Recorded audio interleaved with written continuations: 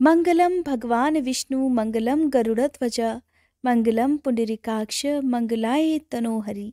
ओम नमो नारायण। ओम श्री माधवाय नमः। आप सभी का मेरे YouTube चैनल पर हार्दिक स्वागत है। भगवान श्री कृष्ण और भगवान श्री हरि की कृपा सदा आप और आपके परिवारजनों पर बनी रहे। माघ मास के कृष्ण पक्ष की एकादशी को षटतिला एकादशी कहा जाता है। इस एकादशी के दिन तिलों का विशेष रूप से प्रयोग करते हुए भगवान श्री हरि की पूजा की जाती है। इस दिन तिल का प्रयोग स्नान करने में, भोजन, दान, तर्पण आदि करने में किया जाता है। किसी विशेष मनोकामना पूर्ति के लिए भक्तों को षटतिला एकादशी का व्रत अवश्य रखना चाहिए। सभी मासों में माघ का महीना सबसे उत्तम महीना माना जाता है। इस महीने में भगवान कृष्ण के माधव रूप की पूजा की जाती है और भगवान श्री हरि की भी पूजा की जाती है।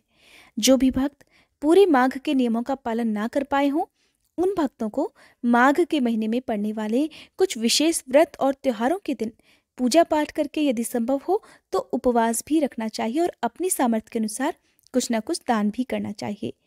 पद्म पुराण के अनुसार जो भक्त सच्चे मन से षटतिला एकादशी का व्रत रखता है उन्हें मोक्ष की प्राप्ति होती है, सभी पापों से मुक्ति मिल जाती है और जीवन में आ रही परेशानियां भी दूर हो जाती हैं। साथ ही जितना पुण्य कन्यादान और हजारों सालों की तपस्या और स्वर्ण दान से प्राप्त होता है, उतना ही फल साल में एक बार आने वाली षटतिला एकादशी का व्रत रखने से ही प्राप्त हो जाता है। आज की वीडियो में मैं आपको बताने वाली हूँ साल 2022 में पड़ने वाली षटतिला एकादशी के बारे में। षटतिला एकादशी का व्रत कब रखा जाएगा, कब खोला जाएगा, पूजा का शुभ मुहूर्त क्या रहेगा, एकादशी तिथि और द्वादशी तिथि कब से कब तक रहने वाली है और द्वादशी तिथि को व्रत पारण का शुभ मुहूर्त क्या रहने वाला है। इसके साथ ही मैं आपको बताऊंगी षटतिला एकादशी के महत्व और पूजा विधि के बारे में भी। साल 2022 में 28 जनवरी शुक्रवार के दिन षटतिला एकादशी है और इसी दिन एकादशी का व्रत भी रखा जाएगा। एकादशी की तिथि प्रारंभ हो रही है 28 जनवरी की तड़के 2:16 से, जिसकी समाप्ति हो जाएगी 28 जनवरी की रात में ही 11:35 पर। इस दिन सूर्योदय का समय रहेगा सुबह 7:12 पर और सूर्यास्त का समय रहेगा शाम 6:07 पर। द्वादशी तिथि प्रारंभ होगी 28 जनवरी की रात 11:36 से, जिसकी समाप्ति होगी 29 जनवरी की रात 8:37 पर। षटतिला एकादशी के अगले दिन पड़ने वाली द्वादशी को कूर्म द्वादशी भी कहते हैं। इस दिन सूर्योदय का समय रहेगा सुबह 7:11 और सूर्यास्त का समय रहेगा शाम 6:07 पर। जान लेते हैं पारण मुहूर्त के बारे में। तो कूर्म द्वादशी के दिन यानी कि 29 जनवरी शनिवार को व्रत पारण का मुहूर्त रहने वाला है सुबह 7:12 से लेकर 9:28 तक। एकादशी का व्रत रखने वाले भक्तों को पारण के दिन शुभ मुहूर्त का ध्यान अवश्य रखना चाहिए। द्वादशी तिथि के दिन राहु काल का समय भी रहेगा, जिसका समय रहेगा सुबह 9:30 से लेकर 11:30 तक। तो राहु काल का समय जब भी होता है उस समय कोई भी शुभ कार्य नहीं किए जाते हैं, इसलिए आप राहु काल का समय प्रारंभ होने से पहले पहले ही पूजा भी कर लें और दान वगैरह जो भी देना है वो भी आप दे सकते हैं और अपना व्रत भी राहु काल के समय से पहले पहले ही खोल लीजिएगा। षटतिला एकादशी का व्रत रखने वाले भक्तों को या फिर पूजा करने वाले भक्तों को इस दिन तिल का 6 तरीके से प्रयोग करना चाहिए। 6 तरीके अगर आप पूरे ना कर पाए तो किसी भी एक तरीके का आप प्रयोग कर सकते हैं। सबसे पहला कि आप जब स्नान करें तो स्नान वाले पानी में आप थोड़े से काले तिल मिलाकर स्नान करें। दूसरा, आज के दिन तिल का उपटन लगाना चाहिए। तीसरा, जो भी पानी आप पीते हैं उस पानी में भी आप थोड़े से तिल डालकर पिएं। चौथा, तिल का दान करना चाहिए या तिल से बने लड्डू या मिठाई का दान करना चाहिए। पांचवा, इस दिन तिल से हवन भी कर सकते हैं।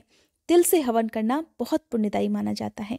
और छठा, आज के दिन अपने माथे पर और जिन भी भक्तों ने उपवास रखा है या केवल पूजा की है उन्हें तिल का तिलक भी आज के दिन अपने माथे पर लगाना चाहिए। षटतिला एकादशी के दिन यदि संभव हो तो आप इन पूरे 6 प्रकारों से तिल का प्रयोग कर सकते हैं या फिर किसी भी एक प्रकार का, जैसी भी आपकी सामर्थ्य हो और जिसे भी आप श्रद्धा और भक्ति भाव से कर सकते हैं उसका प्रयोग आप कर सकते हैं।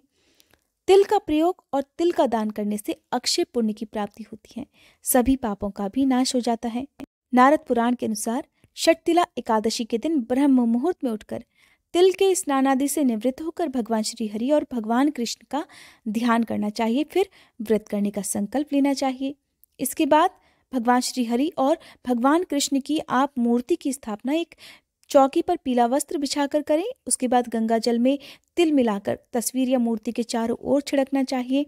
फिर धूप दीपक जलाकर शुद्ध देसी घी का या तिल के तेल का दिया जलाना चाहिए।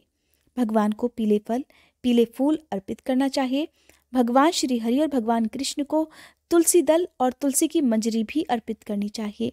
विष्णु चालीसा का पाठ, विष्णु सहस्त्र नाम का पाठ और व्रत की कथा भी सुननी चाहिए। एकादशी के दिन भगवान को तिल का और तिल से बनी मिठाइयों का भोग लगाना चाहिए। आप जिसका भी भोग लगाते हैं उसमें तुलसी दल अवश्य रखें। एकादशी से एक दिन पहले ही तुलसी दल तोड़कर रख लेनी चाहिए, क्योंकि एकादशी के दिन किसी भी तरह की फूल पत्ती या पौधे को नुकसान नहीं पहुंचाना चाहिए, ना ही तुलसी दल तोड़ने चाहिए। दिन भर व्रत रखते हुए यदि आप रख सकें तो निराहार रहकर व्रत करें, नहीं तो एक समय शाम की पूजा करने के बाद आप फलाहार ग्रहण कर सकते हैं। द्वादशी तिथि को स्नान आदि से निवृत्त होकर पूजा करनी चाहिए और योग्य ब्राह्मण को या मंदिर में दान देकर या फिर निर्धन और जरूरतमंद लोगों को दान की सामग्री देकर अपना व्रत खोल लेना चाहिए। द्वादशी तिथि के दिन भी आपको शुद्ध सात्विक भोजन ग्रहण करना चाहिए। इस दिन आप जो भी भोजन बनाएं उसमें लहसुन प्याज का प्रयोग ना करें और उसी भोजन का भोग आप भगवान को भी लगाकर खुद भी प्रसाद रूप में ग्रहण कर सकते हैं। ये थी आज की वीडियो। उम्मीद करती हूँ ये जानकारी आपको पसंद आई होगी। अगर आप जानना चाहते हैं षटतिला एकादशी की संपूर्ण पूजा विधि के बारे में और सुनना चाहते हैं व्रत कथा, तो मेरे चैनल पर आने वाली वीडियोस को जरूर देखिएगा। अगर आज की ये वीडियो आपको पसंद आई हो तो वीडियो को लाइक करके कमेंट बॉक्स में विष्णु भगवान की जय लिखना मत भूलिएगा।